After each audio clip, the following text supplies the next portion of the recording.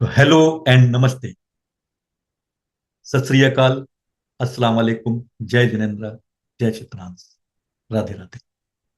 Learn with RDP के इस YouTube channel में आपका स्वागत है। आज हम इस वीडियो में जो आपके लिए लेकर के आए हैं वो है एक ऐसा ज्वलंत मुद्दा जो पीजीबीपी से रिलेटेड है। पहले एपिसोड में हमने सीखा कि सेक्शन 28 जो चार्जेबल सेक्शन है उसमें कौन कौन सी इनकम चार्जेबल है। इसके बाद फिर हमने सीखा अगले वीडियो में कि कौन से एक्सपेंसेस अलाउड हैं और कौन से एक्सपेंसेस अलाउड नहीं है। इसके बाद हमने एक्चुअल कॉस्ट भी सीखी। जो छूटा वो ये छूटा कि कंप्यूटेशन कैसे करते हैं। अभी तक पीजीबीबी हेड में जो छूट गया था वो ये बहुत शॉर्ट में बता दिया था। और आज हम जिस पर फोकस करने वाले हैं वो है कैसे कंप्यूटेशन करते हैं। दूसरा जो मुद्दा है वो डेप्रीसिएशन है, क्योंकि डेप्रीसिएशन अपने आप में एक बड़ा मुद्दा है। उसको समझ गए तो आपके सीए एग्जाम में या किसी भी एग्जाम में कम से कम 5 नंबर आपके पक्के हो गए। इसलिए आपको वो डेप्रिसिएशन कैलकुलेशन और टोटल कंप्यूटेशन कैलकुलेशन जरूर आना चाहिए जो आज मैं सिखाने वाला हूं। इस वीडियो में आप computation of total income and how to calculate depreciation ये सीखने वाले हैं। तो मैं शेयर करता हूं अपना प्रेजेंटेशन आपके साथ, जिसमें अब तक आपने जो पढ़ा एक समरी एट ए ग्लांस समझा देता हूं, या फ्लैशबैक में दो चार पॉइंट्स में आपको समझा देता हूं। फिर आते हैं हम अपने मुद्दे पर, जो है how to compute tax and total income. दूसरा, हाउ टू कैलकुलेट डेप्रीसिएशन, कितने प्रकार का डेप्रीसिएशन होता है, ग्रॉस ब्लॉक क्या होता है, नेट ब्लॉक क्या होता है, अनएब्जॉर्ब डेप्रीसिएशन, बहुत सारी चीजें इसमें सीखने वाली हैं। और डेप्रीसिएशन सीख लिया आपने तो पीजीबीपी हेड आपका ऑलमोस्ट 60% रेडी हो गया। अब तक जो आपने पढ़ा वो आप प्रॉफिट एंड लॉस अकाउंट बनाते रहते हो, आपको पता है। क्रेडिट साइड में आपकी इनकम आती है, डेबिट साइड में आपके एक्सपेंसेस आते हैं। वो एक्सपेंसेस इनकम टैक्स में डिफाइन किए गए हैं, कौन से अलाउड होंगे कौन से नहीं होंगे।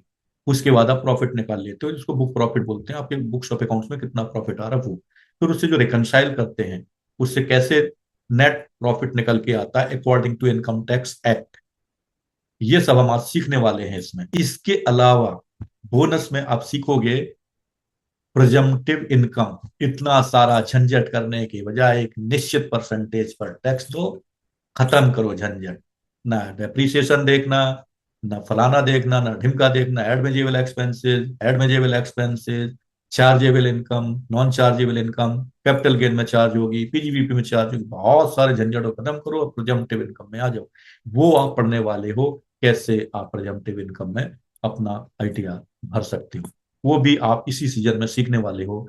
एक चीज और बता दूं, ये सीजन आपका पीजीबीपी का लास्ट सीजन है। इसके बाद हम मिलने वाले हैं एक वेबिनार में जो बहुत जल्द शुरू होने वाली है। इस वीडियो के अंत में भी हम उस वेबिनार का लिंक आपको देंगे। और आप बिजनेसमैन थे, अभी तक मैं आपको टैक्स कंसल्टेंट के नाते टैक्स के बारे में ही अपडेट करता था, चाहे इनकम टैक्स हो और चाहे जीएसटी। लेकिन अब आप अपने बिजनेस को कैसे ग्रोथ करें, कैसे मल्टी सोर्सेज से आप इनकम गेन करें, ये सब मैं आपको उस वेबिनार में as a MSI coach and tax consultant बताने वाला हूं। तो मिस मत करिएगा। इस वीडियो के नीचे डिस्क्रिप्शन में उस वेबिनार की लिंक दी जाएगी, वहां पर क्लिक करके आप उस वेबिनार में रजिस्टर कर लीजिए। याद रखना, उस वेबिनार की आपको कोई रिकॉर्डिंग नहीं मिलेगी। 90 मिनट का वेबिनार होगा, और अगर भूल गए तो गए।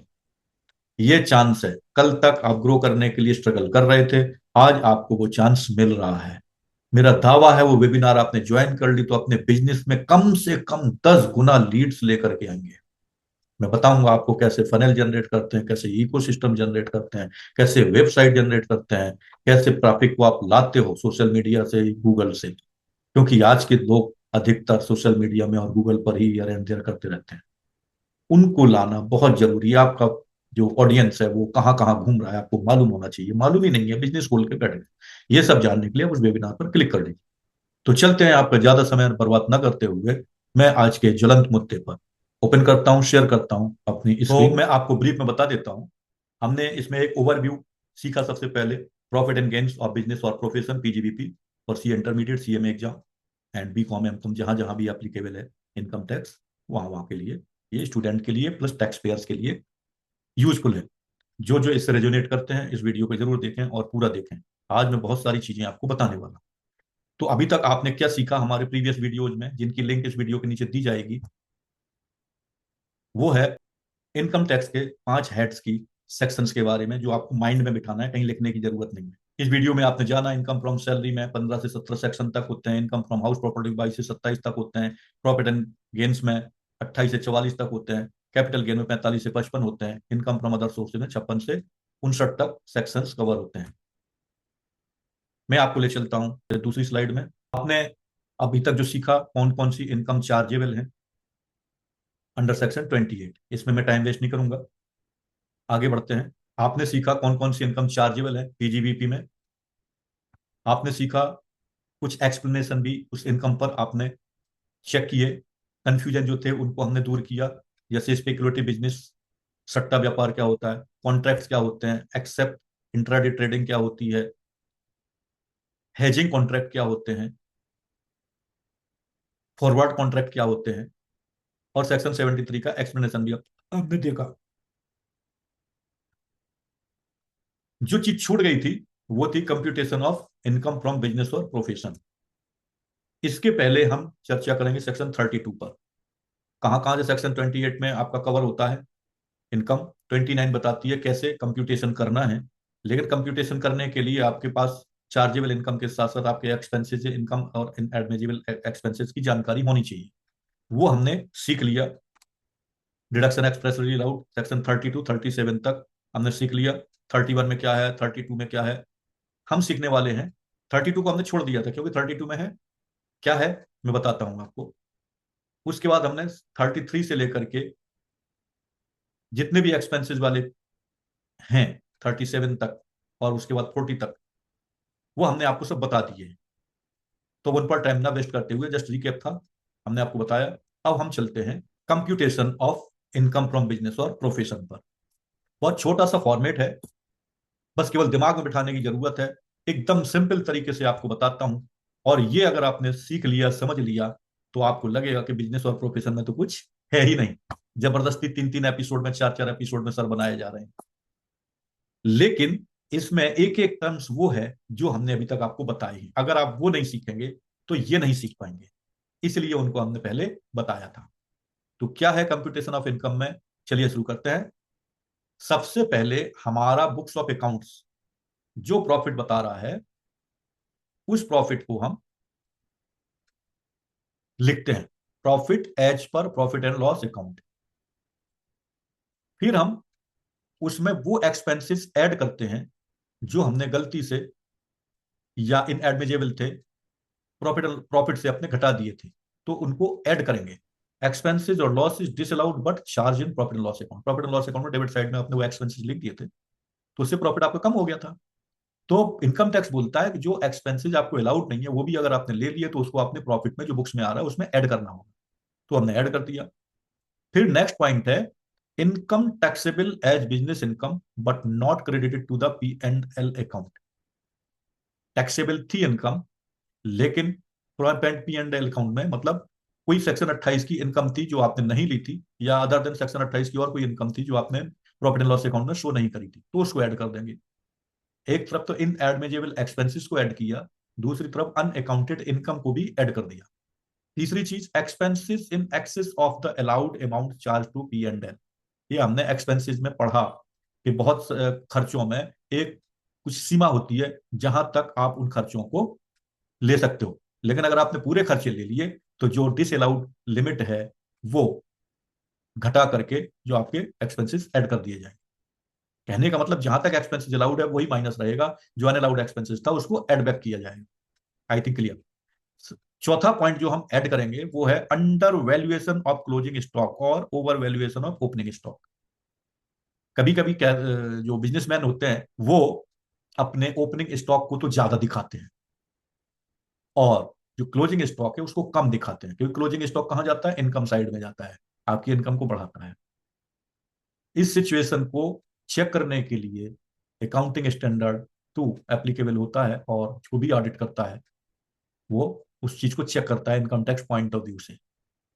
अगर आपने ऐसा किया है तो जितना भी आपने अंडर वैल्यूएशन किया है क्लोजिंग स्टॉक का, उतना एड बैक कर दिया जाएगा। अब क्या क्या डिडक्शन होगा? डिडक्शन होगा एक्सपेंसेस और losses allowed but not debited to P and L account. Allowed थे लेकिन वो आपने ऐड नहीं किए थे। ईमानदारी भी दिखाता है इनकम टैक्स डिपार्टमेंट, केवल टैक्स लेने के चक्कर में नहीं रहता है। डिपार्टमेंट ने प्रोफार्मा दिया है कि वो एक्सपेंसेस जो आपने नहीं लिए हैं और आपको अलाउड है, वो आप ले लीजिए, अपना प्रॉफिट कम कर दीजिए। दूसरी चीज, income not taxable as business और as business income but credited to the P and L account. तीसरी चीज है income exempt from tax but credited in P and L account. Income क्या थी? एग्जम्प्ट थी टैक्स से, लेकिन पी एंड एल अकाउंट में दिखा रखी थी। चौथा पॉइंट है over valuation of closing stock and under valuation of opening stock. ऊपर हमने पढ़ा था under valuation of closing stock और over valuation of opening stock, उसको ऐड करेंगे। अगर उसका रिवर्स काम किया है, over valuation of closing stock किया and under valuation of opening stock किया, तो माइनस करेंगे। फिर जो बचा वो आपका टैक्सेबल इनकम होगा, जिस पर आपको income tax under the head PGBP देना होगा। That will be your chargeable income. एक चीज और बता दूं यहां पर, माइंड ब्लोइंग चीज। एक मैंने वीडियो बनाया है जिसमें यह बताया है कि सैलरीड पर्सन बहुत ज्यादा खुश है या बिजनेसमैन। अब आप बोलोगे वो चीज सर क्यों ले आए, वैसे ही तो इतना टीडीएस और थकाने वाला ये चैप्टर है इनकम टैक्स का, और आप वो बता रहे हो। वो सिर्फ मैं इसलिए बता रहा हूं कि सैलरीड पर्सन भले ही खुश रहता है, क्योंकि उसको पता है कि महीने के एंड के बाद नेक्स्ट मंथ में 1 तारीख को या 7 तारीख तक उसकी सैलरी आने वाली है, एक निश्चित अमाउंट उसको आने वाला है। वो अपनी लाइफ उसी में बिताता है, उसी में प्लानिंग करता है, उसी में खर्चे करता है, उसी में ऐश करता है। लेकिन उसको नहीं पता चलता है कि उसकी एस में से जो पैसे आने थे, कितने पैसे निकल गए। इधर इनकम टैक्स का उसके ऑफिस ने काट लिया, इधर कहीं भी जा रहा है तो जीएसटी पे कर रहा है, उसका बेनिफिट नहीं ले पा रहा है। तो बहुत सारी प्रॉब्लम्स एक एम्प्लाई झेलता है। कहने का मतलब अपने इनकम का कम से कम 40% वो टैक्स दे देता है, 60% कमाता है। इसका मतलब वो जो नौकरी कर रहा है ना, परिवार के लिए 60% कर रहा है और पब्लिक के लिए 40% कर रहा है। अब आइए बिजनेस में। बिजनेस में आपकी सैलरी पर कोई टैक्स नहीं लगता। आपके supply of service, supply of product पर कोई टैक्स नहीं लगता। आपने 1 करोड़ का सप्लाई कर दिया तो आप क्या सोचते हो, आपको 1 करोड़ पर टैक्स देना पड़ेगा? नहीं, बहुत लोगों के मन में ये चीज है, और इसलिए मैंने ये मैटर यहां पर उठाया। आपको 1 करोड़ पर आपको टैक्स नहीं देना है। आपको टैक्स देना है जो आपका प्रॉफिट एंड लॉस अकाउंट आपकी बुक्स ऑफ अकाउंट्स में शो हो रहा है, प्लस ये एडजस्टमेंट करने के बाद क्या ऐड करना है, क्या लेस करना है, उसके बाद जो आपकी इनकम बचेगी उस पर टैक्स करना है। वो भी अगर प्रिस्क्राइब लिमिट से कम है या उस लिमिट तक आ जाती है तो कहो आपको टैक्स ही ना देना पड़े। तो इसलिए आपको रिटर्न भरने से भागना नहीं चाहिए। आपको इनकम टैक्स के रूल्स की जानकारी होनी चाहिए, जो मैं समय समय पर लेकर के आता रहता हूं। अगर आपको ये जानकारी है, अगर आप हमारे रेगुलर सब्सक्राइबर हैं, रेगुलर व्यूअर हैं, तो आपको वो सब जानकारी रहेंगी और आप परेशान नहीं होगे। आपको बहुत कम अमाउंट पर ही टैक्स देना पड़ेगा या टैक्स नहीं देना पड़ेगा। समय समय पर आप हमसे एडवाइस भी लेते रहते हैं और हमें मजा आता है। ये मेरा निश है, पैशन है आपकी हेल्प करने का, आपके बिजनेस को बढ़ाने का। इसलिए मैंने ये बात छिड़ी यहां पर। अब हम चलते हैं इसके अगले पार्ट पर। According to Section 29, the profit and gains of a business or profession are to be computed in accordance with the provision contained in Section 30 to 43D। Section 28 हमने बहुत ब्रॉड वे में पढ़ी, और सेक्शन 30 टू 43D भी बहुत broad way में पढ़ लिए हैं। जो बचा है वो सेक्शन 32 बचा है, और जो बचा है वो सेक्शन 44 बचा है। आज हम उस पर डिस्कशन करने वाले हैं। वो दोनों समझ गए, उसके बाद फिर ये चीज एप्लीकेबल होगी। लेकिन आपको ब्रीफ में मैं इसलिए बता देता हूं क्योंकि सब कुछ डिपेंड करता है इन चीजों पर। तो आपने प्रॉफिट एंड लॉस अकाउंट को जान लिया, क्या ऐड करना है क्या लेस करना है ये जान लिया। आपको जानना होता है इन सॉरी एडमिजेबल डिडक्शंस जो सेक्शन 30 से 37 तक बताई गई है, इन एडमिजेबल डिडक्शन जो सेक्शन 40 में बताई गई है। एक्सपेंसेस और payment not deductible in certain circumstances, section 40A। Profit chargeable to tax, section 41 and other provisions. ये आपने जान लिया तो आपका काम हो गया। हम ले चलते हैं आपको अब जो आपकी बहुत ही अवेटेड और इंतजार जिसके लिए आप कर रहे थे, वो है सेक्शन 32। बहुत ही इंटरेस्टिंग वे में मैं आपको बताने वाला हूं, आपकी भाषा में और कम समय में। उसको जरूर देखना है। अगर उसमें आपने गड़बड़ी कर दी तो ना तो आपको यह समझ में आएगा कि आपका ग्रॉस ब्लॉक क्या होता है, ना आपको समझ में आएगा कि नेट ब्लॉक क्या होता है, ना आपको समझ में आएगा प्रोविजन फॉर डेप्रिसिएशन क्या होता है, ना समझ में आएगा डेप्रिसिएशन क्या होता है, कैसे डिडक्ट होता है, कैसे काम करता है, किन चीजों पर डेप्रिसिएशन मिलता है, किन चीजों पर नहीं मिलता है, बहुत सारी चीजें। सो मैं आपको वहां पर ले चलता हूं। Depreciation allowance, section 32। इसमें गिने चुने पॉइंट्स हैं, कुल 5 पॉइंट्स में आपको मैं बहुत ही आसान भाषा में डेप्रिसिएशन के बारे में बता देता हूं। पहला पॉइंट है अलाउेबल एसेट्स। कौन से एसेट्स अलाउड हैं?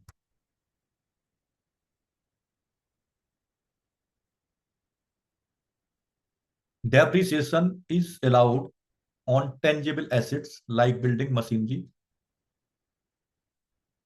Plant and furniture, as well as intangible assets like know-how, patent and copyright, trademark, license, franchisee, but not goodwill। ये पॉइंट आपको बताने का मतलब यही है कि जो आपको डेप्रिसिएशन अलाउ होगा वो कौन कौन से एसेट्स पर, टेंजिबल एसेट्स जितने हैं सब पर अलाउ होगा, जिनको हम छू सकते हैं, जिनको हम देख सकते हैं, फिजिकली जो अवेलेबल है उन पर अलाउ होगा। जैसे बिल्डिंग है, मशीनरी है, प्लांट एंड फर्नीचर है। डेप्रिसिएशन उन एसेट्स पर भी लागू होता है जो हमें दिखाई नहीं देते, वो है इंटेंजिबल एसेट्स बोलते हैं। जैसे know how, copyrights, patents, trademark, licence and franchisee. Note करने वाली बात है कि इसमें गुडविल अलाउड नहीं होती है, जबकि गुडविल एक इंटेंजिबल एसेट्स माना जाता है। I think you got my point. So इस पहले पॉइंट में जो चीज ध्यान रखने वाली है वो है गुडविल। डेप्रिसिएशन टेंजेबल इंटेंजेबल सभी एसेट्स पर लागू होता है, लेकिन गुडविल पर लागू नहीं होता। एक चीज और बता देता हूं आपको, इसी का एक्सप्लेनेशन है पहले पॉइंट का। No depreciation is allowable on payment for goodwill of business और प्रोफेशन, इसलिए मैंने वहां पे लिख दिया था but not goodwill. Plant and machinery word जो बोला है, क्या शामिल है क्या शामिल नहीं है वो भी आपको बताना जरूरी है। तो प्लांट में क्या शामिल होता है? शिप्स भी होते हैं, बड़े बड़े जहाज, वो अलग फिक्स्ड एसेट्स नहीं है, they are also the plant. Vehicles जो आप कार चलाते हो वो भी प्लांट एंड मशीनरी में आ जाते हैं इनकम टैक्स के हिसाब से। आपकी बुक्स वो भी प्लांट है, आपके scientific apparatus, surgical equipment, all are plants. But इसमें क्या शामिल नहीं है? बुशेस शामिल नहीं है, जिनको टी की जो पत्तियां होती हैं वो शामिल नहीं है, लाइव स्टॉक शामिल नहीं है, बिल्डिंग शामिल नहीं है, फर्नीचर और फिटिंग शामिल नहीं। दोस्तों पहला पॉइंट आपको क्लियर हो गया होगा डेप्रिसिएशन में। अब आते हैं दूसरे पॉइंट पर जो बहुत ही इंपॉर्टेंट है और दिमाग में रखने वाला है। डेप्रिसिएशन किस पर अलाउड है ये आपने समझ लिया पहले पॉइंट पर। डेप्रिसिएशन कब अलाउड है ये आपको समझना बाकी रह गया, जो सेक्शन 2 बताता, पॉइंट नंबर 2 बताता है। पॉइंट नंबर 2 क्या बोलता है? Ownership and use. Point number 2 बोलता है ओनरशिप एंड यूज के बारे में। अगर किसी एसेट्स के आप मालिक ही नहीं हो तो क्या आपको उस पर डेप्रिसिएशन मिलेगा?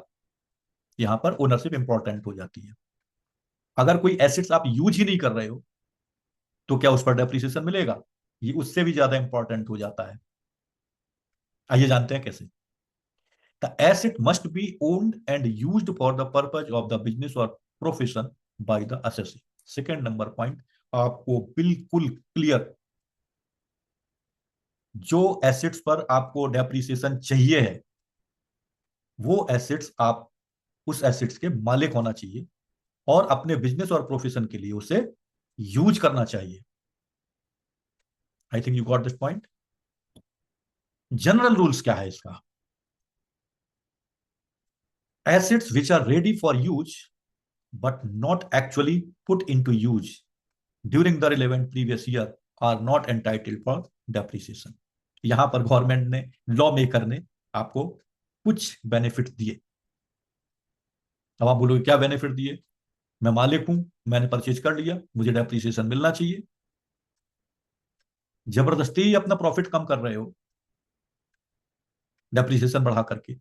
अरे जो आपने खरीद तो लिया और आपको अपने बिजनेस के लिए यूज भी करना था, लेकिन आपने अभी तक उसे बिजनेस में यूटिलाइज नहीं किया।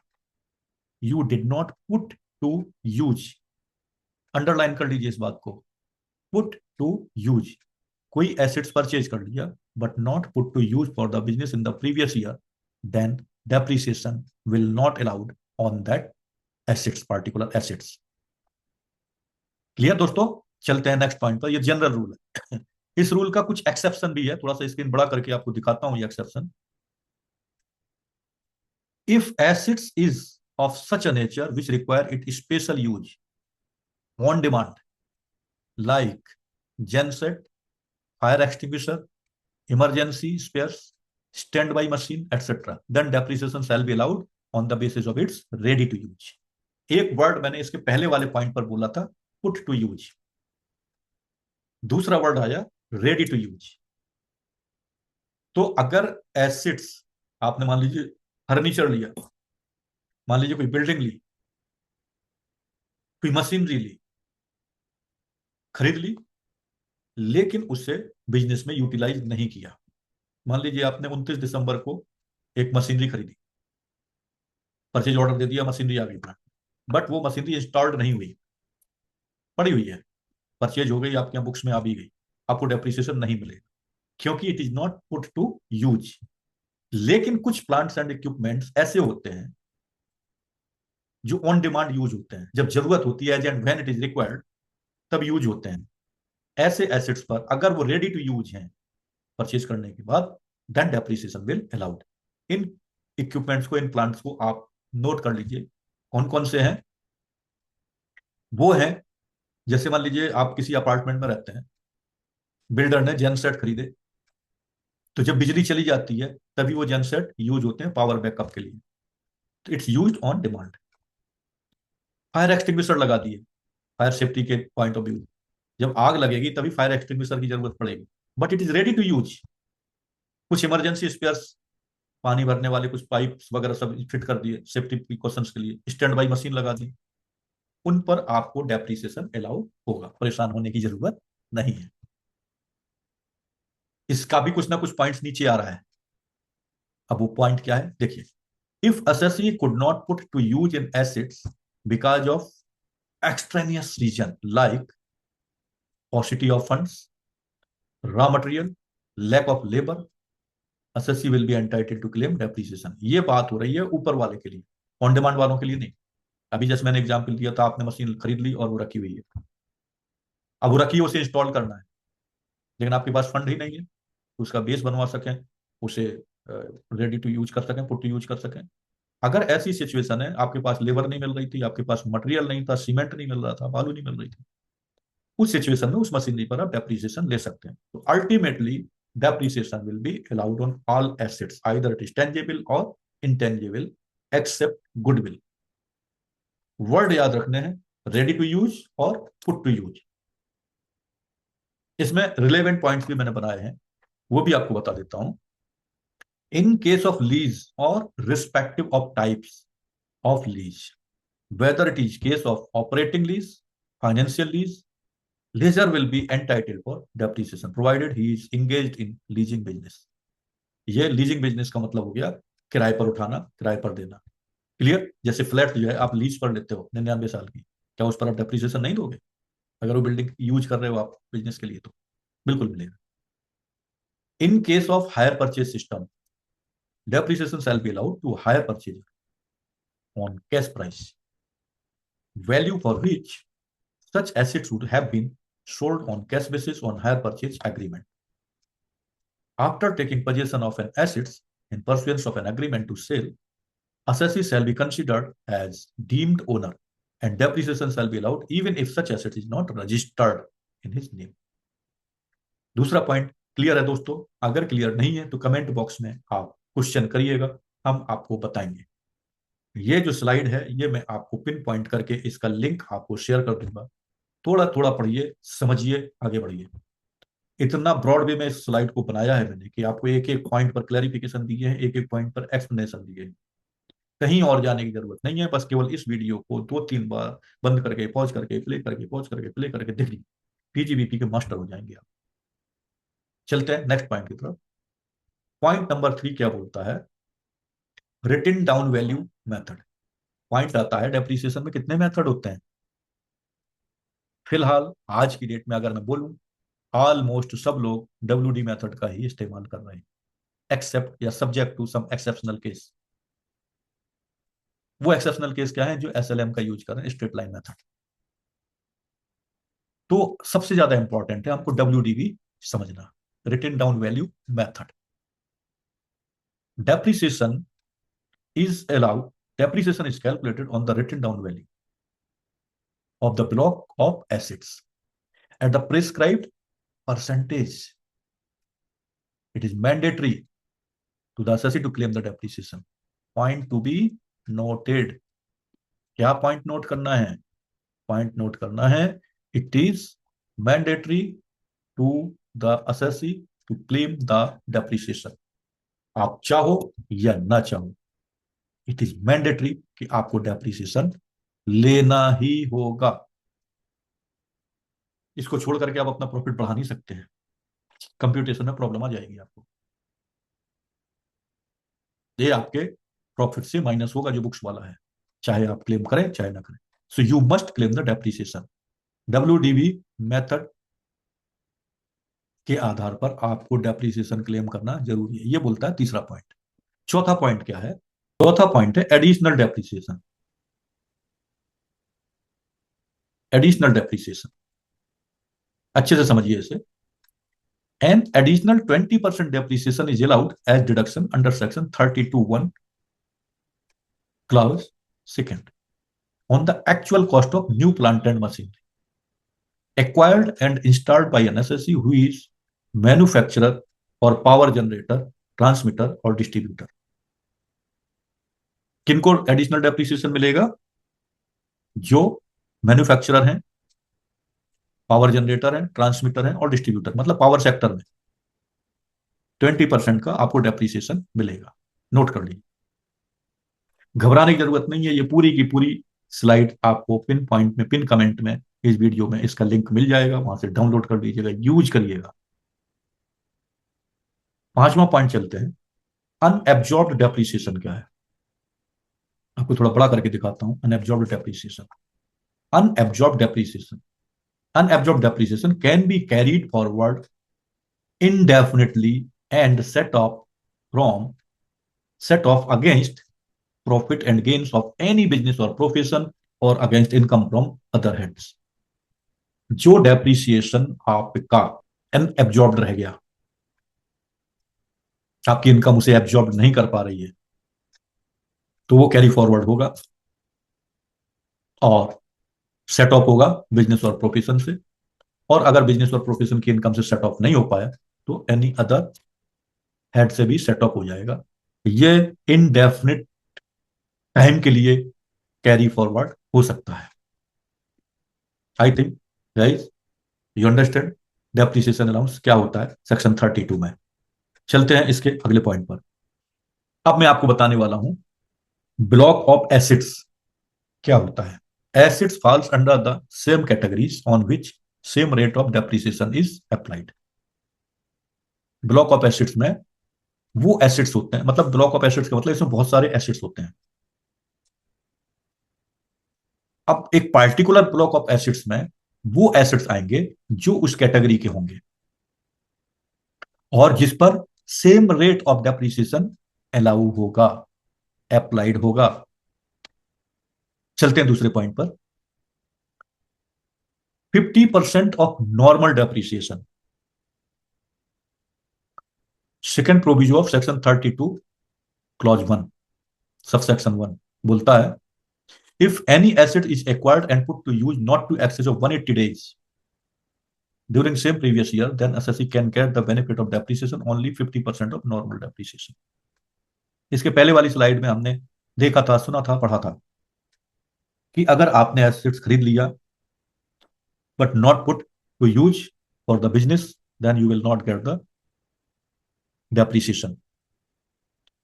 फिर उसका एक्सेप्शन भी हमने देखा था कि फायर एक्सटिंग्विशर या ऑन डिमांड जो जनरेशन सेट है, इमरजेंसी सेटअप है, उन पर आपको अलाउ होगा।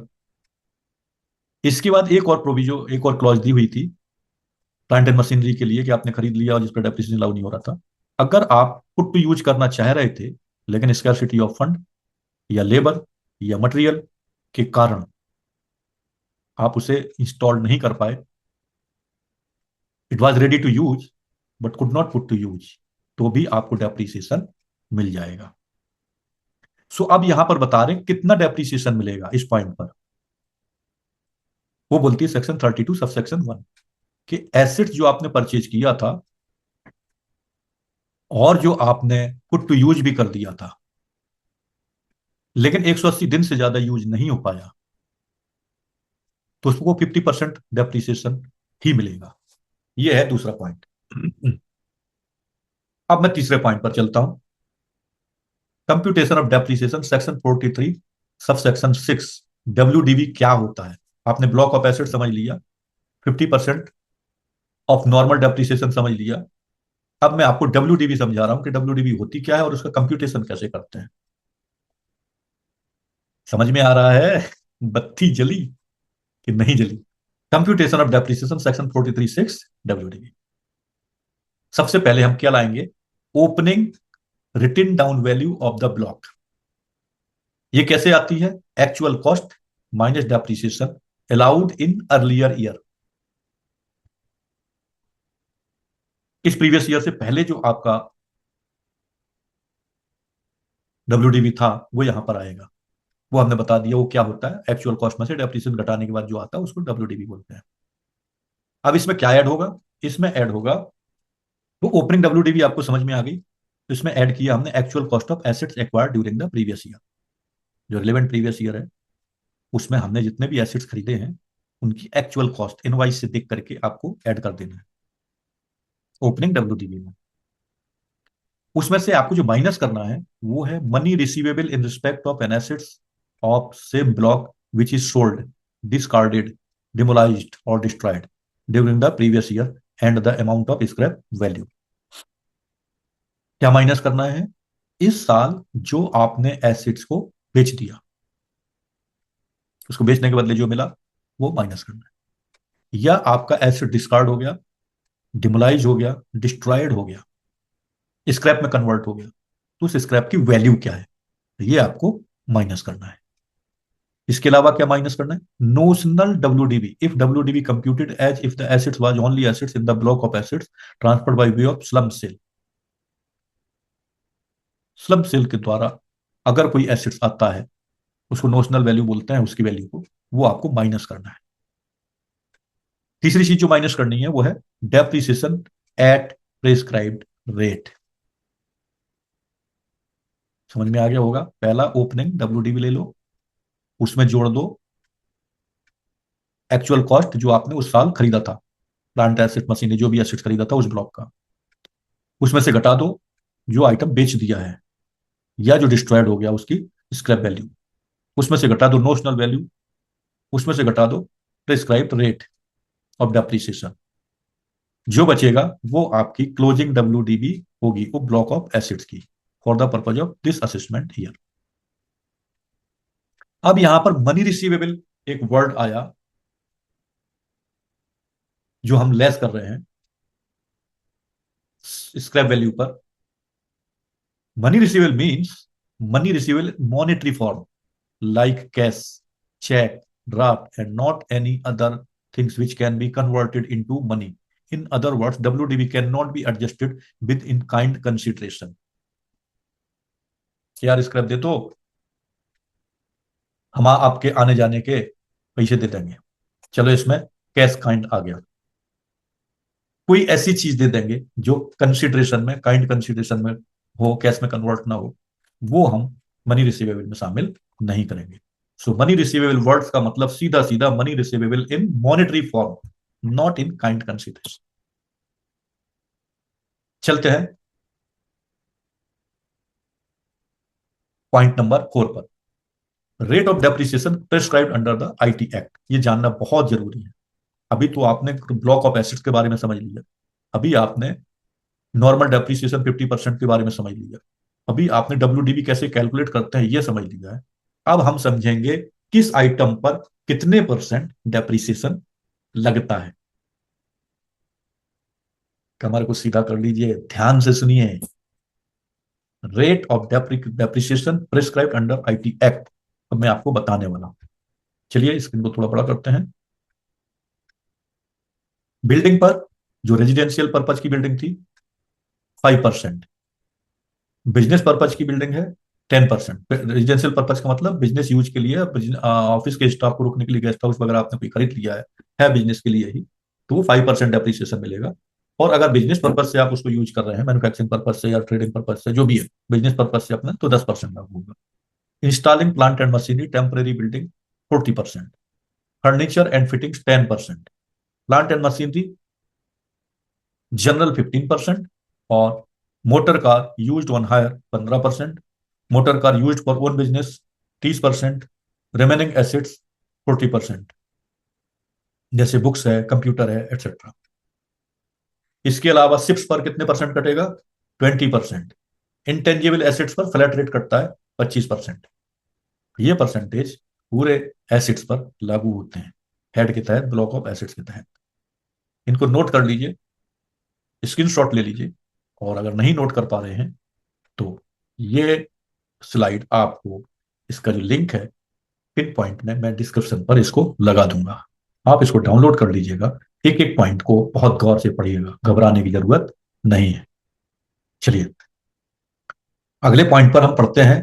What is the difference between depreciation under account and tax rules. अब ये कौन सी बला है?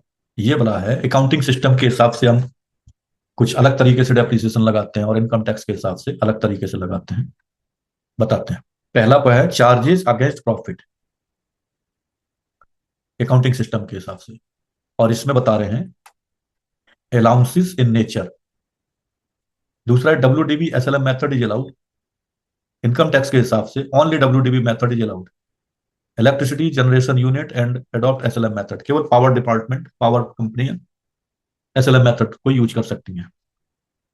Depreciation is charge on individual assets, यहां पर depreciation is charge on block of assets. Accounting system के हिसाब से डेप्रिसिएशन इंडिविजुअल एसेट्स पर चार्ज होता था, जबकि इनकम टैक्स के हिसाब से डेप्रिसिएशन चार्ज होता है ब्लॉक ऑफ एसेट्स पर। सेम रेट के जो भी एसेट्स हैं सेम ब्लॉक में, उन पर जो भी रेट लग रहा है वो एक ब्लॉक ऑफ एसेट्स में आएंगे, उस पर ही लगेगा। On the basis of number of day assets used, और इसमें 50% of normal depreciation if assets used below 180 days. ये ऑलमोस्ट सेम है, उसमें एक एक दिन का लगता है। जैसे 365 दिन है, आपने 70 दिन यूज किया, तो जो डेप्रिसिएशन रेट होगा उसका 70/365 के हिसाब से निकाला जाएगा, प्रोपोर्शनेटली 70 दिन का, एक दिन का निकालने के बाद। लेकिन इसमें ऐसा नहीं है, इनकम टैक्स में इसमें आपको 50%, अगर आपने 180 दिन से कम यूज करी है, पुट टू यूज करी है बिजनेस में, तो आपको 50% ऑफ नॉर्मल डेप्रिसिएशन रेट मिलेगा। अकाउंटिंग सिस्टम के आधार पर केवल टेंजिबल एसेट्स पर डेप्रिसिएशन लगता है, लेकिन इनकम टैक्स के हिसाब से टेंजिबल और इंटेंजिबल दोनों पर डेप्रिसिएशन लगता है। अकाउंटिंग सिस्टम के हिसाब से लिस्ट ऑफ द एसेट्स बनती है, उस पर टैक्स लगता है, और इनकम टैक्स के हिसाब से प्रिस्क्राइब रेट के हिसाब से टैक्स लगता है। तो मैंने आपको डेप्रिसिएशन की जानकारी इन डेप्थ दी। चलते हैं अगली स्लाइड पर। डेप्रिसिएशन ऑलमोस्ट आप समझ गए, अब मैं आपको बताने वाला हूं एडिशनल कंसिडरेबल पॉइंट्स। नोट कर लो, सीए स्टूडेंट्स नोट कर लो, टैक्स पेयर नोट कर लो, सीएमए स्टूडेंट नोट कर लो, कॉमर्शियल स्टूडेंट एमबीए वगैरह नोट कर लो, जहां जहां भी इनकम टैक्स के क्लासेस होते हैं, क्वेश्चंस पेपर आते हैं, सब नोट करने हैं। ये जानकारी बार बार नहीं मिलेगी। क्या नोट करना है बताते हैं। Additional considerable points for section 32(1) clause second A, additional depreciation if period of use in first year of its acquisition is less than 180 days। बार बार पूछ रहे होगे, बार बार सोच रहे होगे, सर ये 180 डेज 180 डेज 180 डेज, पहली स्लाइड में भी 180 डेज आया, दूसरी स्लाइड में भी 180 डेज आया, अब तीसरी स्लाइड में भी 180 डेज आ गया। 180 days is the half period of 1 year. तो इसका बहुत इंपॉर्टेंस है, इससे आप इरिटेट मत होइए, 180 डेज को याद कर लीजिए। अगर आपने किसी साल में, समझ लो पिछले प्रीवियस ईयर में, इसी प्रीवियस ईयर में जिसकी हम चर्चा कर रहे हैं, एसेट्स को खरीदा और वो 180 डेज से कम यूज हुआ एक्विजिशन के बाद, तो क्या होगा? 50% additional depreciation will be allowed in the first year it self. ये हम ऑलरेडी सेकेंड स्लाइड में पढ़ चुके हैं। Balance 50% additional depreciation will be allowed in the immediately succeeding previous year. समझ में आया? क्योंकि आपने 180 डेज इधर यूज किए, 180 डेज उधर यूज किए, तो इधर 50% अलाउड हो गया, उधर 50% अलाउड हो गया। क्लियर? दूसरा पॉइंट जो आपको याद रखना है, additional depreciation shall not be allowed in respect of, किस पर एडिशनल डेप्रिसिएशन अलाउड नहीं होगा। नोट इट डाउन, नोट कर लीजिए। Second hand plant and machinery, whether was used in India और आउटसाइड इंडिया। दूसरा पॉइंट है, एनी मशीनरी और plant installed in any office premises और एनी रेजिडेंशियल एकोमोडेशंस। तीसरा पॉइंट है, एनी व्हीकल, चाहे रोड ट्रांसपोर्ट की चीज हो, except forklift truck as used within the factory premises. चौथा पॉइंट है, शिप्स और एयरक्राफ्ट। पांचवा, एनी प्लांट और machinery of which 100% cost is allowed as deduction in any one previous year under the head PGBP. 0% deduction is allowed for capital expenditure incurred in the year of its occurrence. ये सब points note करना है, screenshot ले लो, या थोड़ा सा efforts लगा करके वीडियो रिलीज होने के बाद आपको पिन कमेंट में इसका आपको लिंक मिलेगा, वहां से आप डाउनलोड कर। The CBDT has clarified, CBDT कौन है? लॉ मेकर्स हैं जो इनकम टैक्स लॉ में काम करते हैं, उन्होंने क्लैरिफाई किया that the business of printing और printing and publishing amounts to manufacture or production of an article or things and therefore eligible for additional depreciation under section 32 1 clause second a. Additional depreciation would be allowed to an assessee which is not claiming depreciation by using straight line method. So ये कुछ additional points थे जो हमने आपको बताए। अब section 32 sub section 2 unabsorbed depreciation क्या होता है इसके बारे में बताती है। तो बहुत ही इंपॉर्टेंट इंपॉर्टेंट वर्ड सुनने के लिए मिल रहे हैं। डब्ल्यूडीबी है, कैपिटल एसेट्स है, अनएब्जॉर्ब्ड डेप्रिसिएशन है, straight line method, SLM, gross block, net block, depreciation, सबको नोट करना है, समझना है, नहीं तो प्रॉब्लम हो जाएगी। तो अनएब्जॉर्ब्ड डेप्रिसिएशन का ट्रीटमेंट कैसे करते हैं, आइए जानते हैं। अनएब्जॉर्ब्ड डेप्रिसिएशन क्या होता है? वो होता है कि पिछले साल में आपका डेप्रिसिएशन पूरा नहीं मिल पाया था, ड्यू टू आपका प्रॉफिट ही नहीं था, आपकी इनकम ही नहीं थी, या आपका इनकम उसको एब्जॉर्ब नहीं कर पा रहा था। तो करंट ईयर डेप्रिसिएशन का ट्रीटमेंट कैसे किया जाएगा? 3 पॉइंट है। Unabsorbed depreciation shall B set off against profit and gains of any business और प्रोफेशन। क्या होगा? एडजस्ट किया जाएगा किसी भी बिजनेस और प्रोफेशन के दूसरे हेड से। दूसरा पॉइंट, बैलेंस अगर कुछ बचा तो किसी भी हेड से एडजस्ट कर लिया जाएगा, सेट ऑफ कर लिया जाएगा। तीसरा, उसके बावजूद भी बचा, any shall be carried forward to next year, और ये इनडेफिनिटली कैरी फॉरवर्ड होता रहता है। नेक्स्ट असेसमेंट ईयर क्या होगा इस साल का, तो आपको समझ में आ गया कि पहले तो पीजीबीपी से सेट ऑफ होगा, नहीं होता तो किसी भी हेड से सेट ऑफ होगा, तब भी नहीं होता तो कैरी फॉरवर्ड हो जाएगा अगले साल के लिए। अब अगले साल कैरी फॉरवर्ड हो गया, हम अगले साल में पहुंच गए, then what will happen? In next assessment year unabsorbed depreciation of last year will be set off against PGBP, set off against PGBP. P for profit, G for gain, B for business, P for profit, profession. तो set off against PGBP. Second point में बोलता है balance अगर कुछ बचा, shall be set off against income of any other head, चाहे वो income from house property हो रहा हो, इनकम फ्रॉम सैलरी हो रहा हो, कैपिटल गेन से हो रहा हो, अदर सोर्सेस से हो रहा हो, वट एवर में भी देयर, किसी भी हेड से हो रहा हो, उससे आप इसे सेट ऑफ कर सकते हो डेप्रिसिएशन को। So this is the power of unabsorbed depreciation. ये आपको मिलेगा ही। डब्ल्यूडीबी की पहली कंडीशन है, you must claim the depreciation. नहीं क्लेम करोगे तो छोड़ेगी नहीं।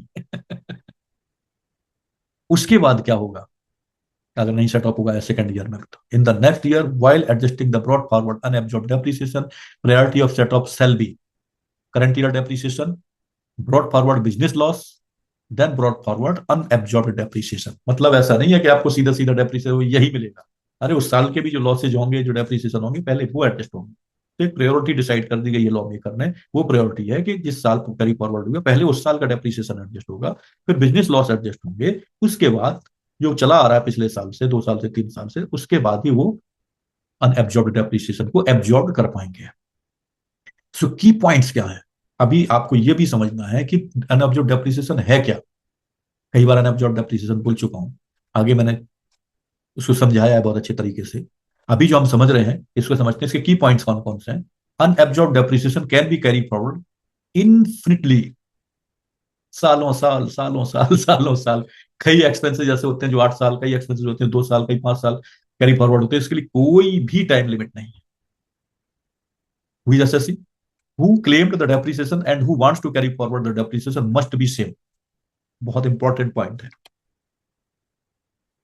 बहुत इंपॉर्टेंट पॉइंट है, नोट कर लीजिए। assessee who claimed the depreciation and who want to carry forward the depreciation must be the same। अगर अलग अलग हो गए तो नहीं मिलेगा।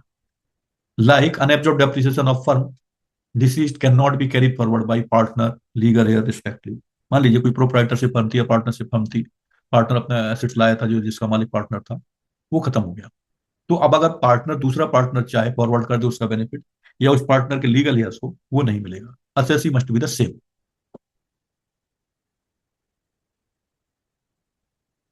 In the following circumstances, depreciation can be carried forward even when the SSC has changed succession of firm or proprietary concerned by company as referred to in section 47, clause 13 and 14। सो ये था डेप्रिसिएशन। बस चलते चलते मैं आपको unabsorbed depreciation की परिभाषा बता देता हूं। Unabsorbed depreciation is depreciation that could not be fully deducted from the profit and gains to of the current year due to insufficient profit।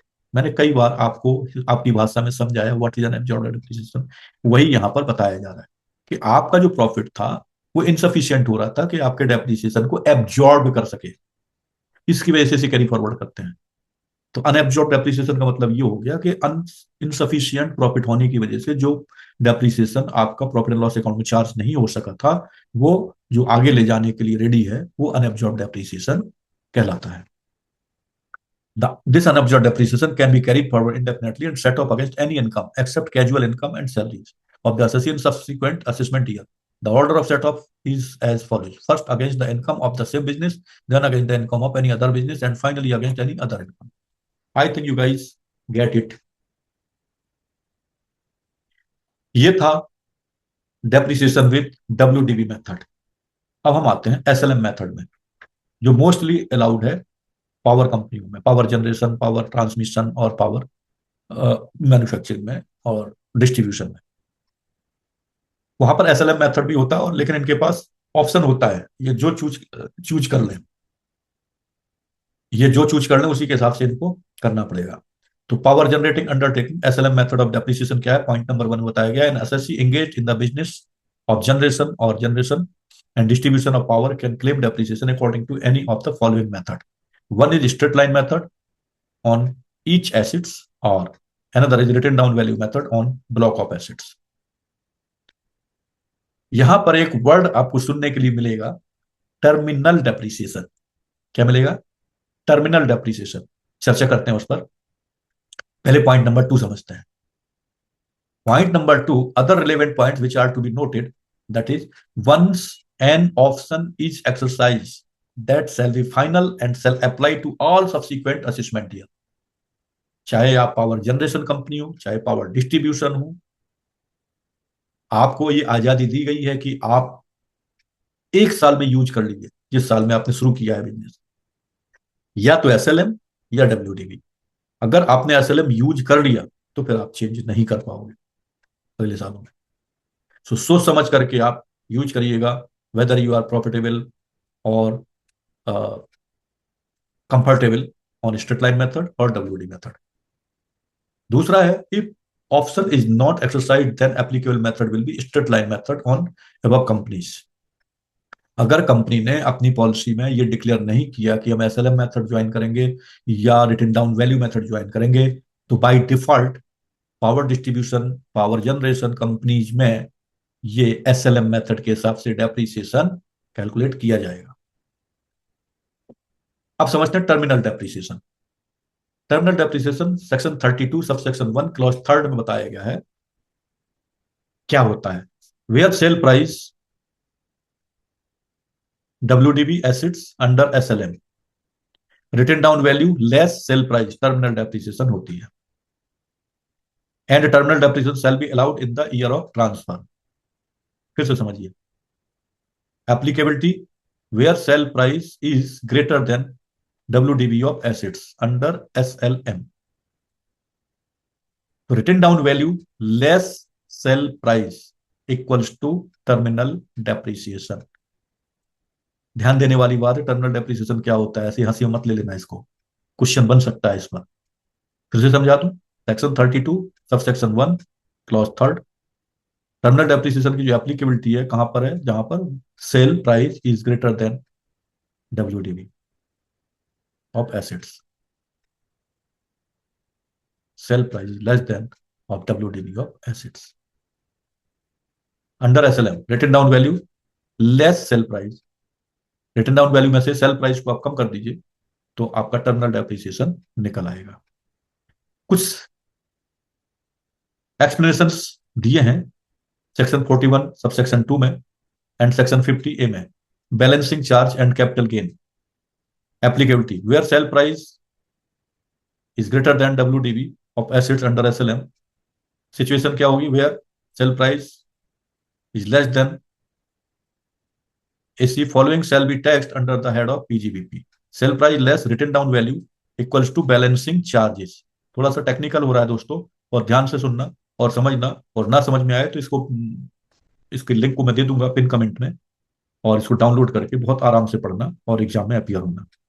Where SP is greater than AC, following shall be taxed under the head. So capital gain वाला method आ गया यहाँ पर। कब capital gain generate होगा?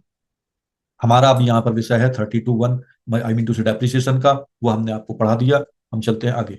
Actual cost of assets क्या है? The actual cost of an assets is the price paid for the assets plus any expenses directly related to its acquisition. इसमें इतना ज्यादा टाइम वेस्ट नहीं करूंगा, आप लोग इस स्लाइड से पढ़ लीजिएगा। एक्चुअल कॉस्ट के स्पेशल केस क्या है? कन्वर्जन ऑफ इन्वेंट्री के टाइम पर एक्चुअल कॉस्ट क्या ली जाएगी? Reacquisition of transfer of assets और assets leased to previous owner, उस आधार पर आपकी एक्चुअल कॉस्ट डिसाइड होगी। सेक्शन 43(1) क्या बोलती है? हालांकि हम ये बता चुके हैं, इसलिए जल्दी जल्दी भाग रहे हैं, बहुत टाइम हो चुका है, वीडियो लंबा हो रहा है। Assets acquisition actual cost, asset acquisition acquired from a country outside India on credit और through a foreign currency loan. Actual cost adjusted for exchange rate inflations fluctuations at the time of making actual payment to the foreign supplier or repaying the foreign currency loan। ये मैं आपको slide दे देता हूं, आप इसको आराम से पढ़िएगा। ये हम ऑलरेडी पढ़ चुके हैं, deduction for scientific research section 35, deduction for specified business हम पढ़ चुके हैं, डिडक्शन फॉर स्पेसिफाइड बिजनेस हम पढ़ चुके हैं, reduction amortisation of primary expenses 35D हम पढ़ चुके हैं प्रीवियस वीडियो में। नहीं पढ़ पाए हो, नहीं देख पाए हो, इस स्लाइड से पढ़ लेना, नहीं तो प्रीवियस वीडियो पे चले जाना। Deduction allowed in full under section 36(1) सब देख चुके हैं हम ये। Insurance premium deduction, other deduction allowed in full, deduction allowed in full continued, deduction allowed in full continued, चल रहा है सेक्शन 37, ये भी हम पढ़ चुके हैं। डिसअलाउड एक्सपेंडिचर भी हम पढ़ चुके हैं, जो सेक्शन 40A में स्पेशली बताया गया है। 40B में understanding book profit and tax deduction, ये भी हम देख चुके हैं। अब हम चलते हैं understanding book profit and tax deduction, section 40A sub section 2 payment to relatives, बहुत ही इंपॉर्टेंट है, ये जरूर देख लेना, समझ लेना। Section 40A sub section 3 and 3A consequences of cash payment, अगर आपने कैश पेमेंट किया एक प्रेस्क्राइब लिमिट से ज्यादा तो आपको डिसअलाउ हो जाएंगे। 40A7 प्रोविजन फॉर ग्रेच्युटी, देख लीजिएगा आप इसमें। Deemed profit chargeable to tax, ये सेक्शन 41, ये सेक्शन 28 के पैरेलल ही आपके प्रॉफिट एंड लॉस अकाउंट में क्रेडिट साइड में आ जाएगा। कौन कौन से डीम्ड प्रॉफिट होते हैं? रिकवरी अगेंस्ट एनी डिडक्शन, वो डीम्ड प्रॉफिट हो गया। बैलेंसिंग चार्ज जो हमने अभी पढ़ा डेप्रिसिएशन चैप्टर में। Sale of assets used for scientific research, recovery of bad debts and brought forward losses of defunct business, ये आपके डीम्ड प्रॉफिट माने जाते हैं जो चार्जेबल टू टैक्स होते हैं। सेक्शन 43 है consequences of exchange rate changes, cover हो चुके हैं। 43B expenditure allowed on cash basis, ये भी कवर हो चुके हैं। Section 44AA maintenance of books of accounts, मैंने आपको कमिट किया था वीडियो की शुरुआत में, मैं आपको आज स्पेशली 3 चीजें बताने वाला हूं। पहला, कंप्यूटेशन ऑफ टोटल इनकम। दूसरा, computation of tax on PGBP and depreciation. Depreciation हमने बहुत ब्रॉड में सीखा, कंप्यूटेशन ऑफ टोटल इनकम सीखी। अब हम आपको बताते हैं section 44A maintenance of books of accounts, कब जरूरी है, किसको मेंटेन करना है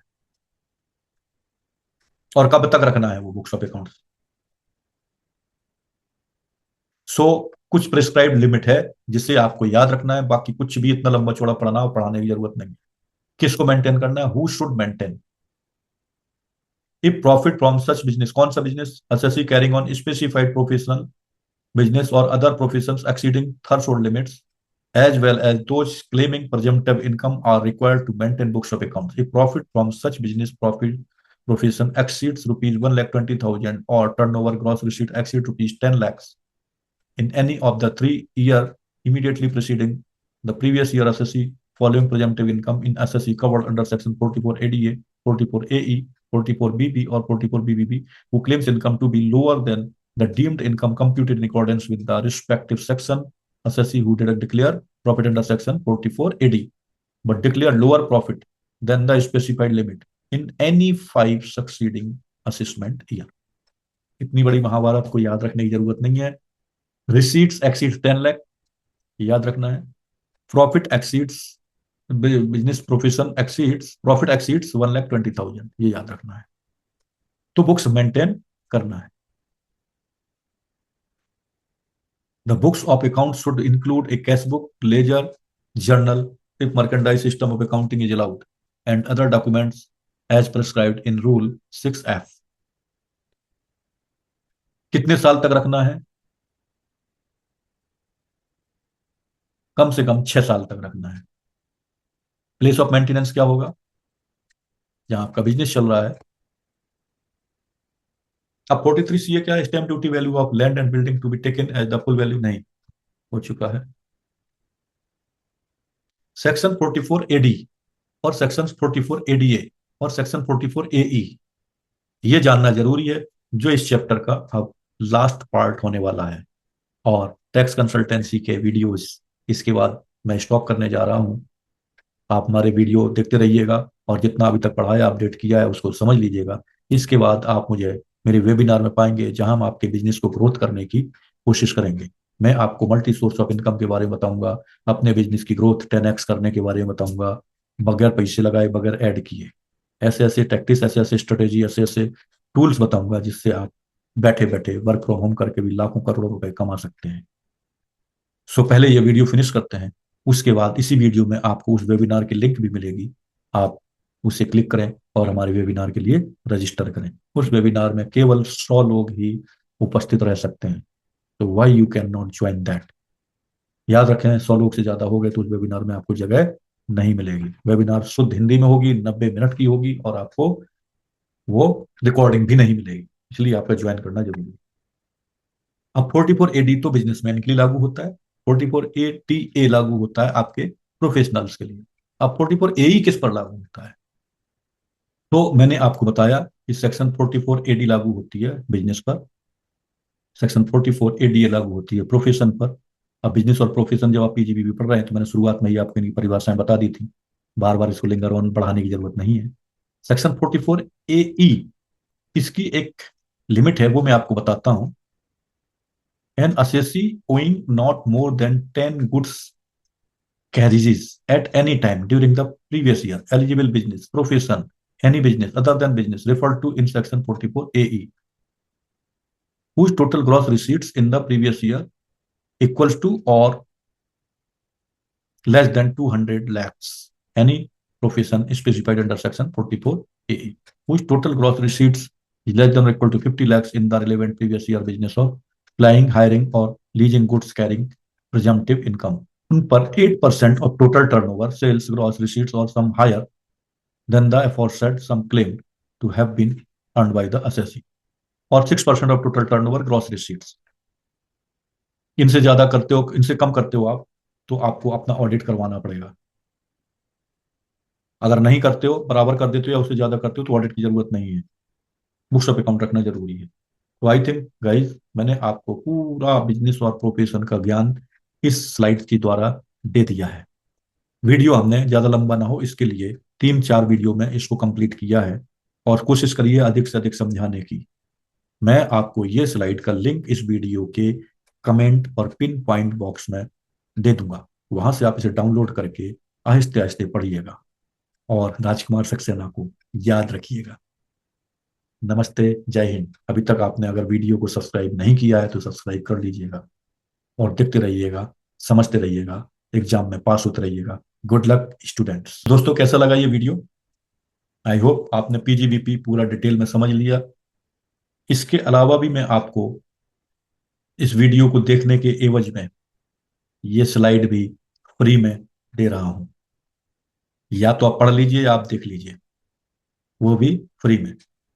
स्लाइड को डाउनलोड करेंगे लिंक से और उसे पढ़ लेंगे, अंडरलाइन कर लेंगे, नोट कर लेंगे, एग्जाम देंगे. अगर अभी तक आपने हमारे चैनल को सब्सक्राइब नहीं किया है तो सब्सक्राइब कर लीजिए, बेल आइकॉन पर क्लिक कर लीजिए. अब इससे भी ज्यादा महत्वपूर्ण वीडियो आने वाले हैं, और कुछ कोर्सेज भी हम जनरेट कर रहे हैं related to tax and digital marketing. वो भी हम आपको ऑफर करेंगे अपने वेबिनार में. तो अभी तक आपने अगर चैनल ज्वाइन नहीं किया है, सब्सक्राइब नहीं किया है, तो सब्सक्राइब कर लीजिए और वीडियोस पर बने रहिए. Thanks for watching this video. मैं हमेशा आपके लिए कुछ ना कुछ स्पेशल लाता रहा हूं और लाता रहूंगा. मेरा उद्देश्य है कि आपको टैक्स से रिलेटेड कोई भी प्रॉब्लम ना हो. स्वस्थ रहिए. नमस्ते, जय हिंद.